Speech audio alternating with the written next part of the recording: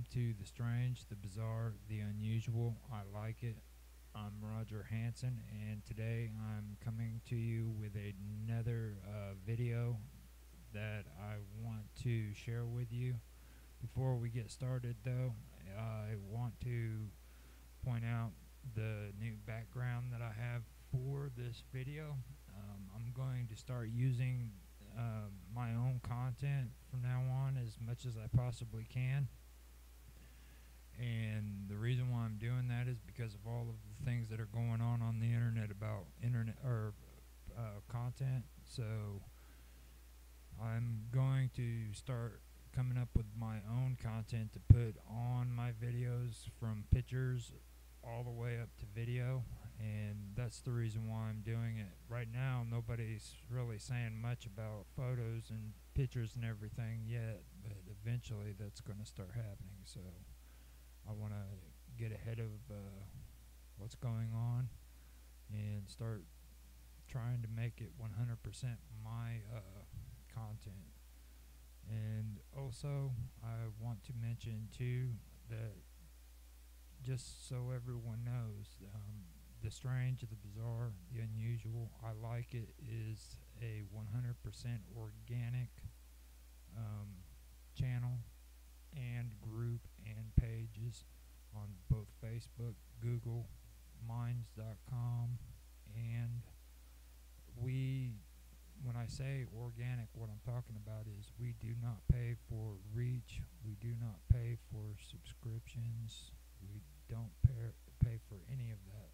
It's 100% organic, and we actually take pride in that. So if you guys want to help us out, please share our videos, like, subscribe,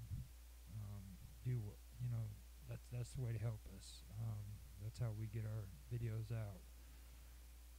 With that said, I'd also like to mention that since there are things going on right now with monetization rules on YouTube, if anyone needs help with subscribers, feel free to subscribe to us publicly so that I know that you have subscribed to us, because if you don't do it publicly, we can't tell who you are. And if you do that, we'll return the favor and subscribe back to you.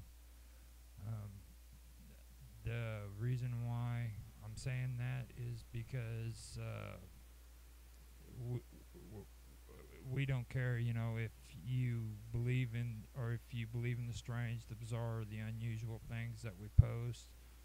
If you want or need subscribers, we're willing to subscribe to you. So just go ahead and subscribe us, and we'll subscribe back to help out.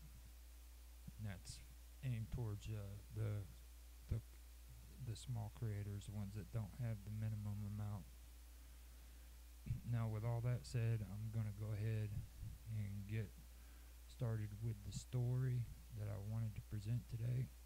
Now, I made a video just a little while ago about the Dybbuk, the actual Dybbuk, not the Dybbuk box or anything like that, and I wanted to go from there to the Gilgul, which is a part of Jewish folklore, and that's what I'm wanting to do. I'm wanting to get more into the Jewish folklore because they have a lot of good stories. So today's video is going to be on the Gilgul, and the Gilgul is pronounced Gilgul, GilgulNeshamot, Gilgulei Ha Neshamot, and in Hebrew, in Hebrew plural, it is Gilgulim. It describes a Kabbalistic concept of reincarnation. In Hebrew, the word Gilgul means cycle, and Neshamot is the plural for souls. Souls are seen to cycle through lives or incarnations, being attached to different human bodies over time, which body they associate with depends on their particular task in the physical world, spiritual levels of the body, of predecessors, and so on. The concept relates to the wider process of history in Kabbalah involving Cosmic Tikkun, Messianic Rectification. Messianic Rectification is what it's involved in, and the historical dynamic of ascending lights and descending vessels from generation to generation. The esoteric explanations of Gilgul are articulated in Jewish mysticism by Isaac Luria in the 16th century as part of the metaphysical purpose of creation. The notion of reincarnation, while held as a mystic belief by some, is not an essential tenet of traditional Judaism. It is not mentioned in traditional classic sources such as the Tanakh, which is the Hebrew Bible. The classical rabbinic works, Mishnah and Talmud, or Maimonides, 13 Principles of Faith, in the Yom Kippur liturgy,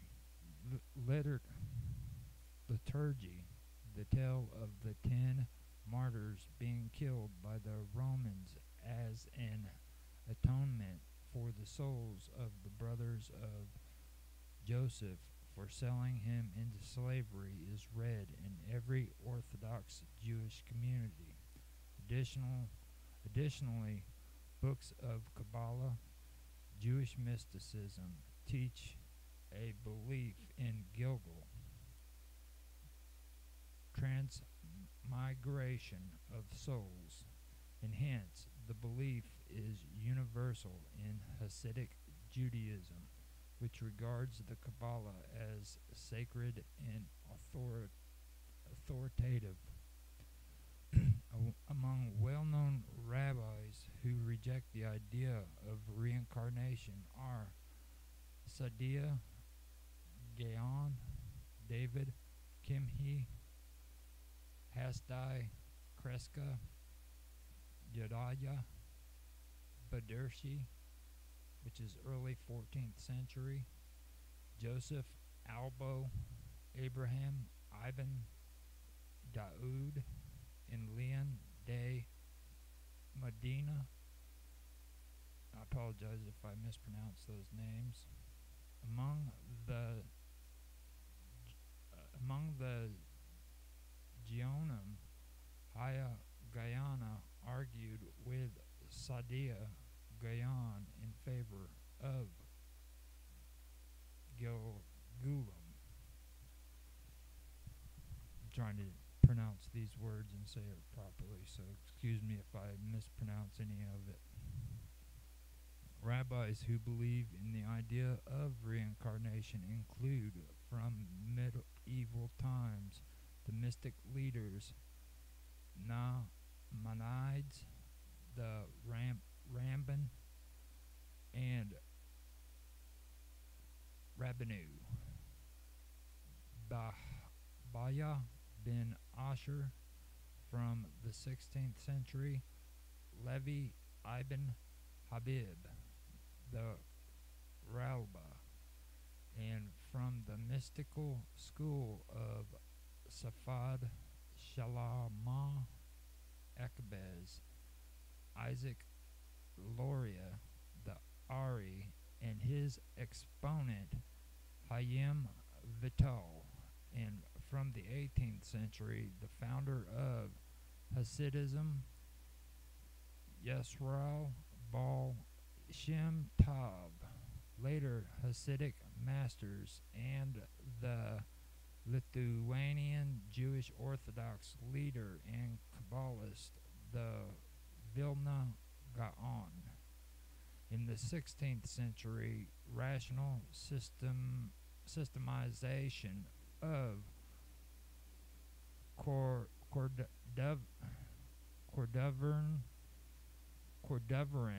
Kabbalah by the Ramic and the subsequent new paradigm of Loranic Kabbalah by the Ari Kabbalah replaced Hakarah, rationalistic medieval Jewish philosophy, as the mainstream traditional Jewish theology, both in scholarly circles and in the popular imagination. Isaac Luria taught new explanations of the process of Gilgul and identification of the reincarnation of historic Jewish figures, which were compiled by Chaim Vital in his Sha'ar HaGilgum. The idea of Gilgul became popular in Jewish folklore belief and is found in much Yiddish literature among Ashkenazi Jews. The essential Kabbalistic text in regards to Gilgul is called the Sha'ar HaGilgulim. Sha'ar HaGilgulim, the Gate of Reincarnations, based on the work of Rabbi Isaac Luria, and compiled by his disciple Rabbi Chaim Vital. It describes the deep, complex laws of reincarnations. One concept that arises from Sha'ar HaGilgulim is the idea that the Gilgul is paralleled physically by pregnancy. In Kabbalah, any higher spiritual truth is seen to be reflected in lower forms in its physical world. This is because the divine life force for this realm first descends through the chain of higher realms.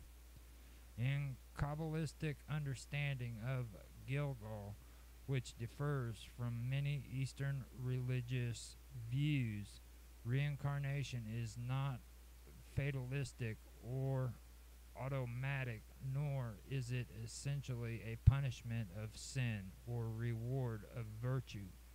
In Judaism, the heavenly realms could fulfill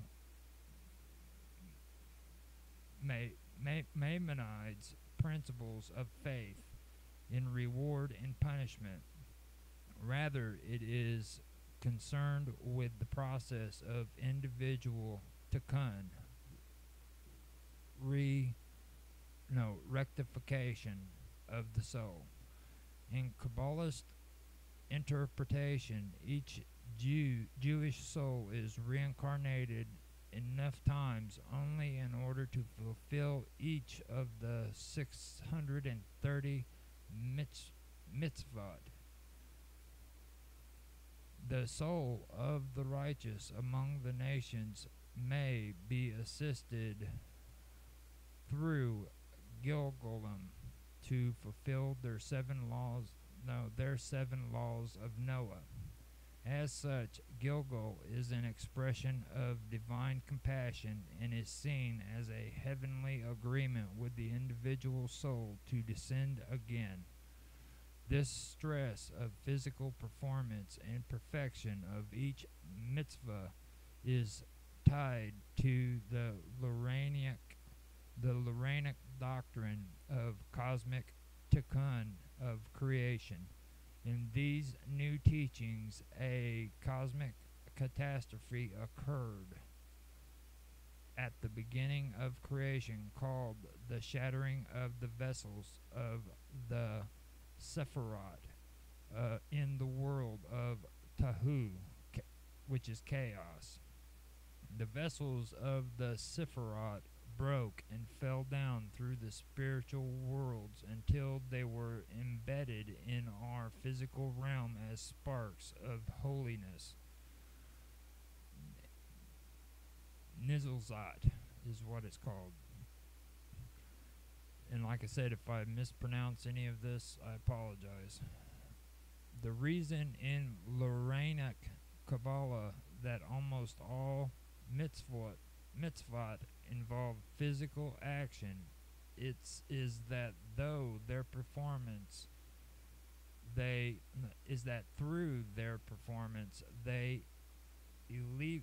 elevate each particular spark of holiness associated with that commandment.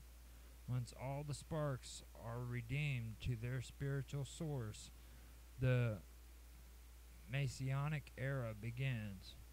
The metaphysical theology gives cosmic significance to the life of each person, as each individual has particular tasks that only they can fulfill. Therefore, Gilgulim assists the individual soul in this cosmic plane. This also explains the Kabbalistic reason why the future eschatological utopia will be in this world, as only in the lowest physical realm is the purpose of creation fulfilled. In Kabbalah, from its initial medieval form onward, creation is described as a descending chain of spiritual worlds of cause and effect.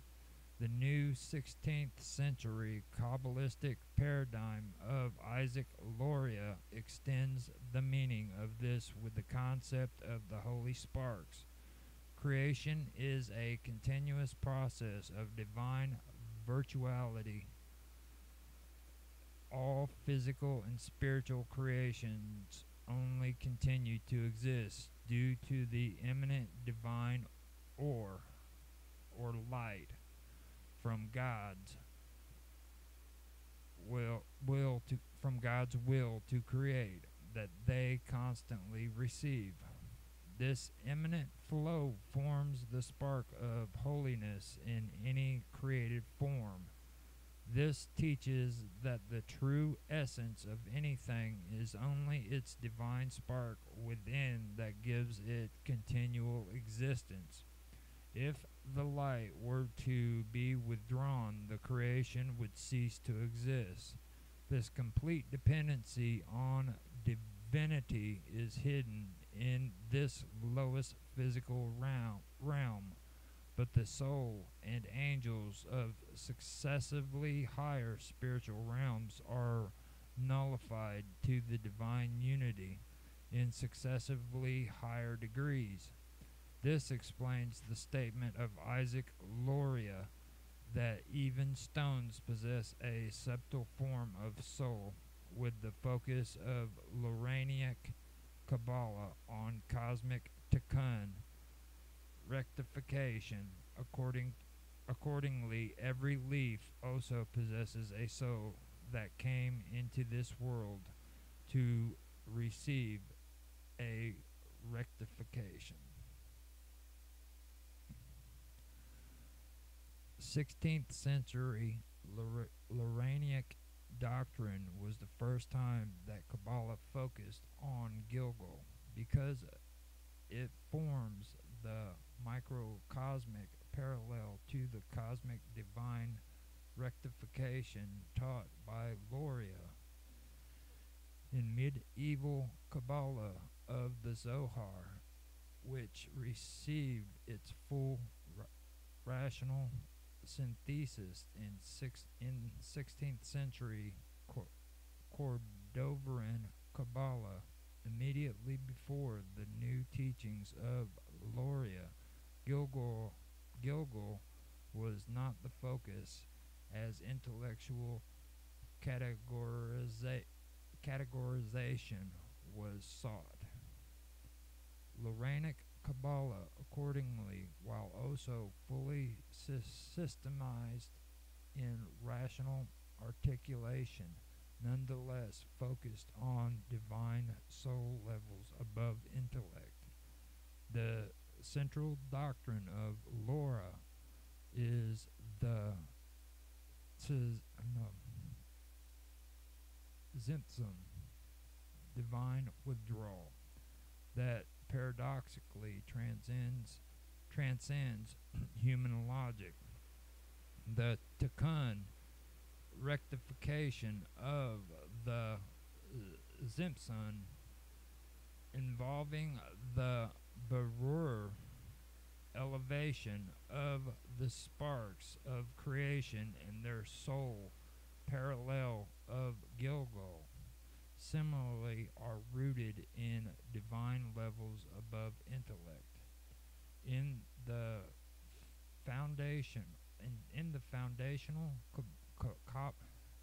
Kabbalistic structure of the Sephirot, emanations, Keter, divine will, transcends the intellectual Sephirot, as is the origin of all. The Loranic idea that all physical and spiritual creations possess their particular bodily soul explains the notion that Gilgul can involve a person's soul occasionally being exiled into lower creatures, plants, or even stones.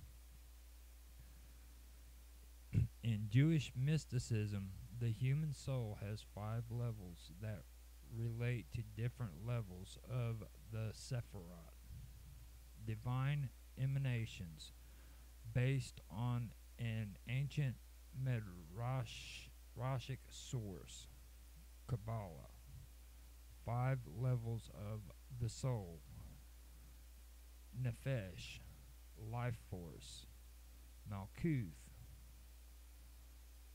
Malchet, kingdom of sovereignty, kingship; Rock, spirit; Chesed, loving kindness; Gabura, strength; Tefereth, beauty; Netzach, endurance; Hod, glory; Yesod, foundation; Yeshama, soul; Bina, understanding;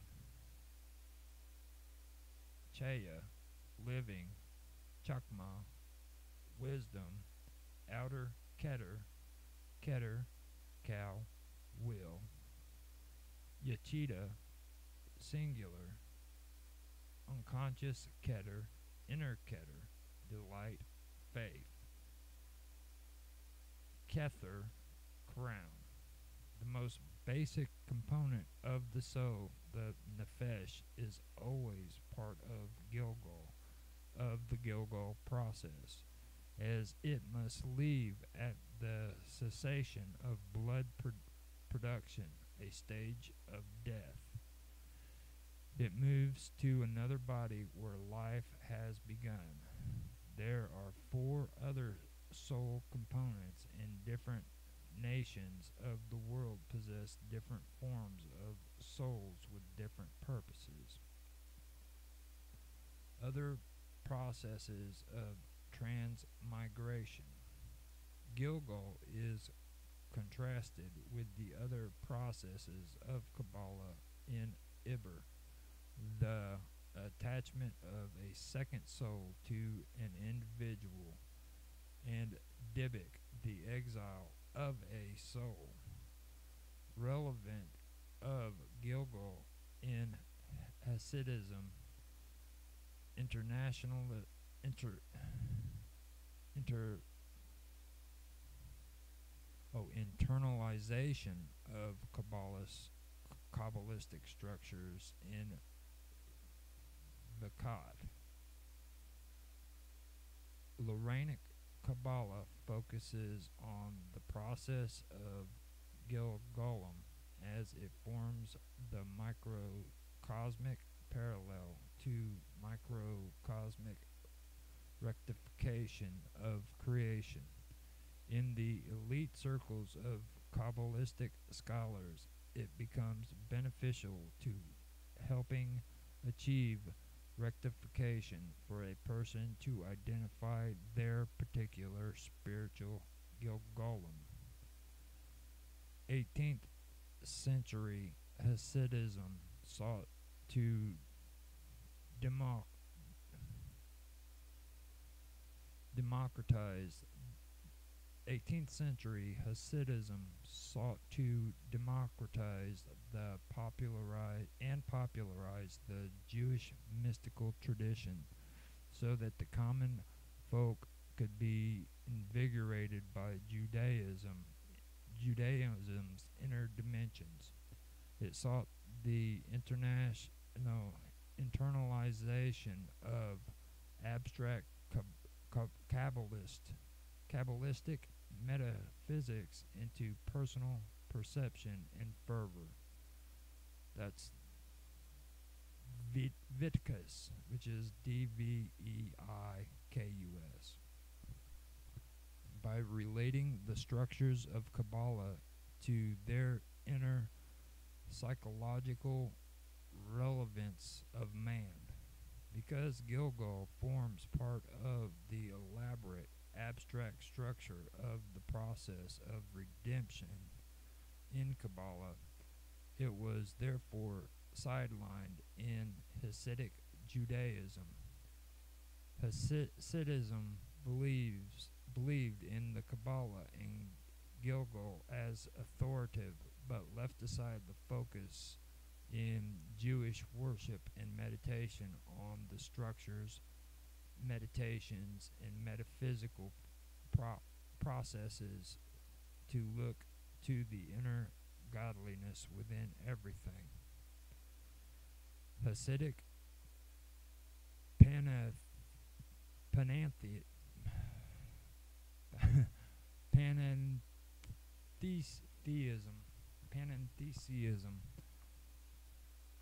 Hasidic panentheism devotes itself to Dvikas, attachment to the divine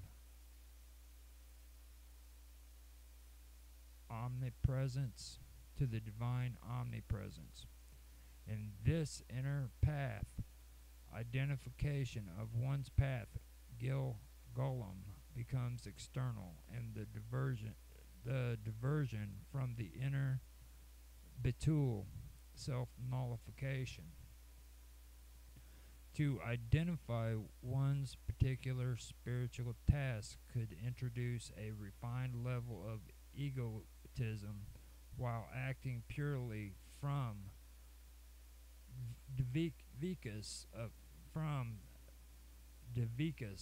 God would be a higher, essential, soulful Jewish worship. The Hasidic figure of the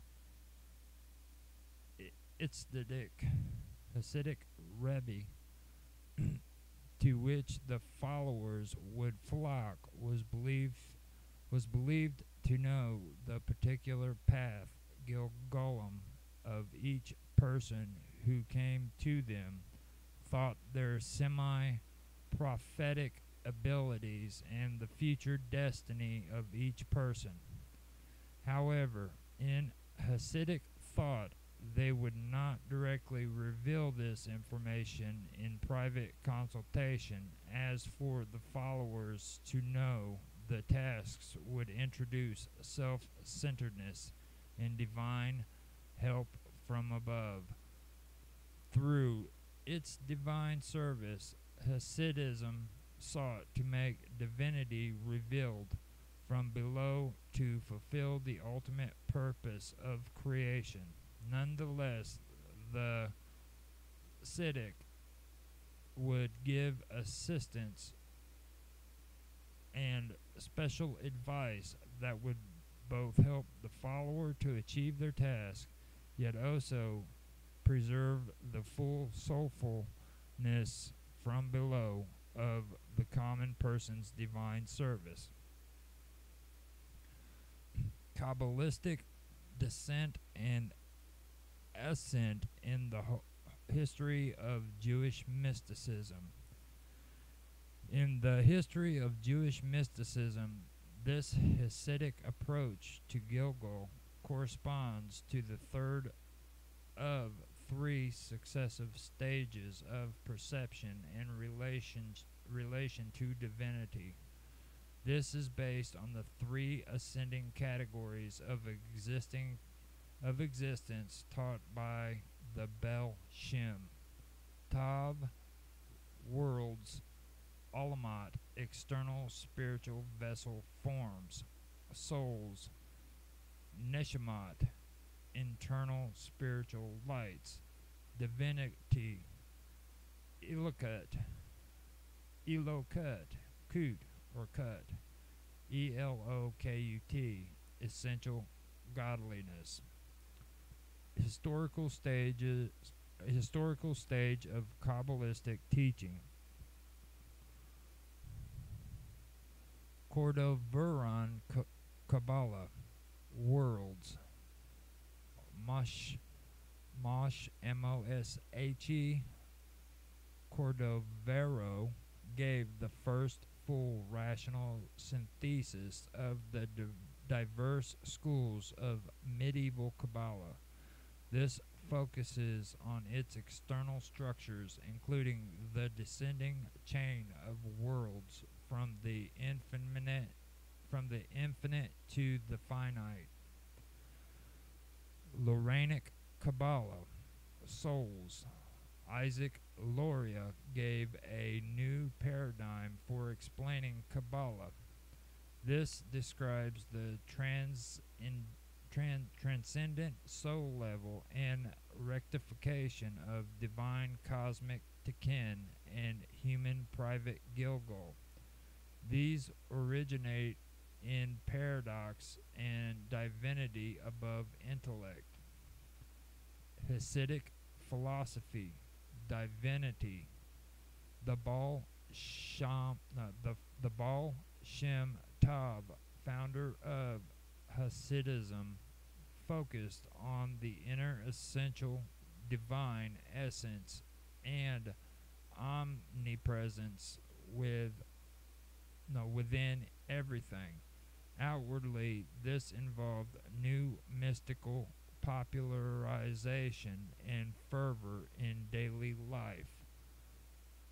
Inwardly, Hasidic philosophy relates Kabbalistic exegesis to its inner correspondence in human perception. Descent of the generations in halakhic scholarship, or halachic scholarship. Traditional Judaism views latter generations to be spiritually inferior and lower than former generations. This belief, called Yuridat Ha-Durat, descent of the generations, shapes the development of traditional Jewish thought. In Talmudic commentary and halacha, or halacha, which is H-A-L-A-C-H-A-H, it means that latter authorities in the eras of rabbinic Judaism generally do not disagree with authorities from a previous era. The basis of this is twofold. In the historical chain of transmission of Judaism from generation to generation, a latter generation is further removed from the original revelation of the Torah on Mount Sinai. The halachic authorities of a subsequent generation would avoid disagreeing with the preceding halachic authorities, since to reach them the chain of Torah transmissions is longer and more vulnerable to mistaken recollection. This applies until the oral Torah was written down in the Talmud, where the Amoraim sages of the Gomorrah do not disagree with the earlier Tanaim sages of the Mishnah. According to Messianic, Pirkei Avot begins with a historical account of the chain of oral Torah transmission from Moses until it became written down in the Mishnah. Once the oral Torah was written down in the Talmud and its commentaries, the principle still applies for a second reason. While Halakha adapts itself to new technological innovations, the principles behind it are held to be foundational. Latter authorities are less qualified to define the fundamental parameters of halakha, or halakha. Halakha is probably the way it's pronounced, and I apologize again for my bad pronunciations. Lower level of souls in latter generations. This belief in descent of the generations is believed in a worldview or Orthodox Judaism, which traditionally based itself around Talmudic scholarship. However, the ascending levels from generation to generation in Jewish mysticism described above, and an opposite pattern to the descent of generations, are not so well known in contemporary orthodoxy. This is because Jewish mysticism is less understood by regular Orthodox Jews, especially outside of the mystic Hasidic movement. Within Hasidism as well, scholarly understanding of the meaning of Hasidic philosophy in relationship to historical Kabbalah is more restricted to certain Hasidic groups over others. The three ascending stages in Kabbalistic paradigm listed above do not contradict the wider belief of descent of the generations. Kabbalah gives its own metaphysical reason for the generational descent. In Kabbalistic theology, latter generations possess lower souls than former generations. The level of a soul in Kabbalah only refers to its revealed form, while all the souls are rooted in the same sources. A lower soul means that its spiritual power becomes greatly constricted as it descended the chain of worlds to reach this world. Accordingly, the possessor of the soul has much more limited spiritual capabilities. In the last generation before the Messiah, the souls come from the lowest level, even though they are Gilgulim of higher souls from earlier generations. This gives the Kabbalistic interpretation of the last generation when the heels, footsteps of the Messiah are perceptible. This Talmudic phrase becomes, in Kabbalah, the generations of souls that correspond in the man metaphor of the Sephiroth to the lowest level of the hills of the feet. This need, however, not be considered a disadvantage, as in Hasidic thought, which sought inner nullification of God in Vedkas. Lower soul souls worship God with more self-sacrifice and innermost sincerity because they act without great knowledge and fulfillment of ego. Their divine service is able to bring the Messiah because of their devoted essential soulfulness. Ascending mystical revelations of select tzaddikim. In Jewish mystical thought, the descent of generations applies even more because of this metaphysical explanation. Within scholarship, it applies to halakha and Talmudic commentary because of the simple historical explanations. However, within Jewish mysticism, the opposite progressive ascendancy still applies. The reason for this is because this dimension of Jewish thought is innovated only by the greatest tzaddikim, saintly souls in history, and the rarest of whom are unaffected by descending generational soul levels.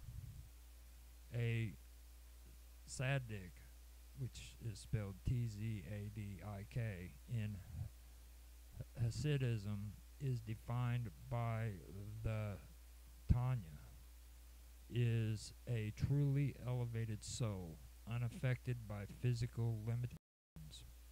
The rarest such tzaddikim in history who teach new revelations in Kabbalistic thought are considered apart from general tzaddikim.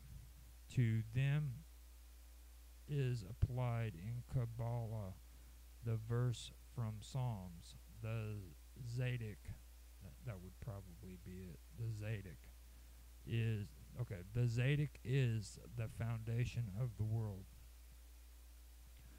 Kabbalah and Hasidic philosophy make radical statements about this supreme level of Zadok. In the Kabbalistic worldview, their new revelations in Jewish mystical thought advance the conceptual frontiers of Kabbalah from generation to generation.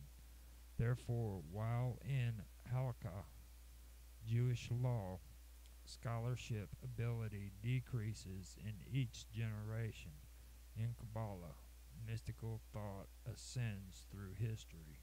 This ascent applies to Jewish mystical thought, the inner Torah, Nishtar, concealed, of Kabbalah rather than the revealed Torah, Nigla, revealed, of simple explanations of Scripture, Madrash, Talmud, Halakha, and medieval Jewish philosophy.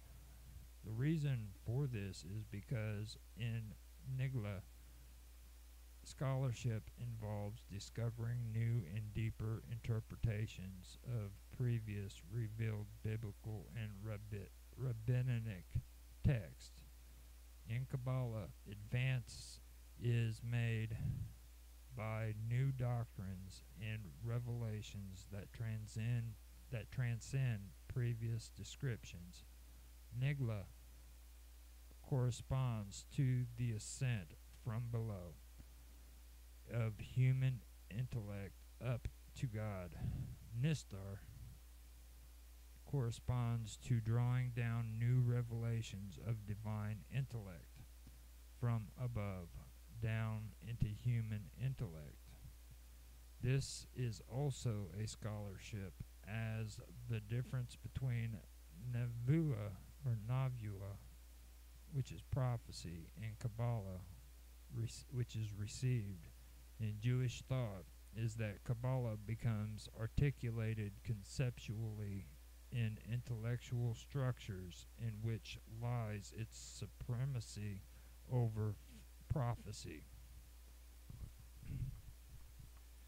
Ascending lights, descending vessels in history. This paradoxal dialectic is explained more generally in Hasidic thought as part of the divine cosmic plane of Kabbalistic lights and vessels. In each subsequent generation, the external levels of creation and this world's vessels descend to a lower level. This enables the difference between purity and impurity to become revealed, clarified, and redeemed. At the same time, in every generation, a new higher light descends from on high to transform this world. The inner revelation ascends progressively to prepare for and give a foretaste of the Messiah era. In the future era, the constant inner elevation of existence, the mystical purpose of creation will be revealed as the Messianic revelations of divinity are created through the present service of God from below. In Kabbalistic terminology, this dialectic is also related to the masculine waters of direct light from above and the feminine waters of reflected light from below. This explains the mystical concept of Hasidic interpretation of Kabbalah that in the Messianic era, the feminine in creation will become the ascendant, and similarly, the body will give life to the soul, the opposite of the present reality. The ultimate purpose of any spiritual descent in Kabbalah is only in order to reach a higher spiritual ascent than the original level at the start. In the Hasidic explanation of individual divine providence, all that occurs for every individual is a concealed part of this ultimate ascent. In its inner interpretation, the descent, such as a spiritual fall, is itself the concealed beginning of the true divine ascent. According to the Hasidic explanation, sin is an opportunity for mystical zvitkas, fervor in teshuvah, return to God. This expression of divine compassion excludes any misinterpretation of Jewish reincarnation as a fatalistic process of reward and punishment. Identification of Gilgulim of historical figures. Outline of Jewish genealogy of nations. Traditional Judaism describes Abraham as the first Jew with his son Isaac and grandson Jacob. They are described as the fathers of the Jewish people, and their wives, Sarah, Rebecca, Rachel, and Leah, are the mothers. These terms take on Kabbalistic meaning by being associated with some of the different Sephirot, divine emanations. It was Moses in traditional Judaism who later received the teachings of Judaism on Mount Sinai, embodied in the Torah and 613 mitzvot. The other nations of the world, counted as 70 roots from Noah, are given the 7 laws of Noah for spiritual redemption and do not need to convert to Judaism in Jewish thought to fulfill the eschatological purpose of creation or private salvation. Associations of particular figures with their reincarnation of Judaism unverified. Chaim Ibn Attar, in this classic commentary of the Torah, identifies Moses as the Gilgul of Abel and Rabbi Akiva as the Gilgul of Cain. The Hasidic Rabbi Mishar Tittabam of Ajihil, Ujhel, Ujhel, from 1759 to 1841, who was one of the founders of Hasidism in Hungary, told his followers that he had been reincarnated 3 times, which he recalled. His first Gilgul was as a sheep in the flock of the biblical patriarch Jacob. He sang to his followers the song he said that Jacob sang in the pastures. His second Gilgul was in the time of Moses, and his third Gilgul, which he did not disclose out of humility, was in the time of the destruction of the first temple in Jerusalem. His followers asked another Hasidic Rebbe, who identified the third Gilgul as the biblical prophet Jeremiah. In Hasidic history, his daily life especially reflected a yearning for the building of the third temple with the arrival of the Messiah. In his later days, he wore his Shabbat clothing the entire week, anticipating the Messiah's arrival.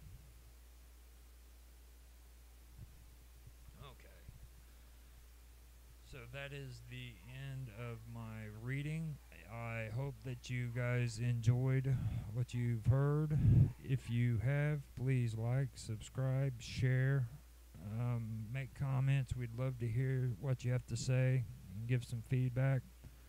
I did a video recently about John of Patmos, and I got quite a bit of feedback on that one.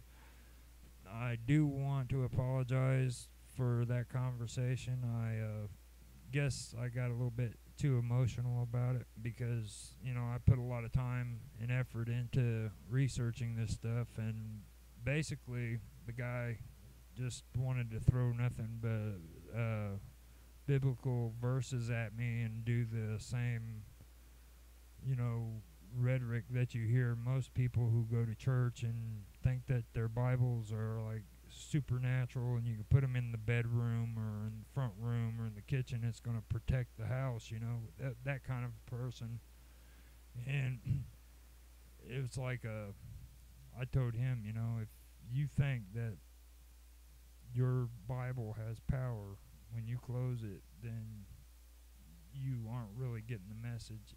All of this has to do with it being transferred from the brain to the heart, and if you can't understand that, then you don't understand what the text you're actually reading is trying to say. So I don't usually talk much about religious things, but I did want to make that point, and like I said, I apologize for the comments on that video, and I hope you guys enjoy this one. If you do have feedback, feel free to make the comments, and I'll respond to every comment if I can, so just send me a message.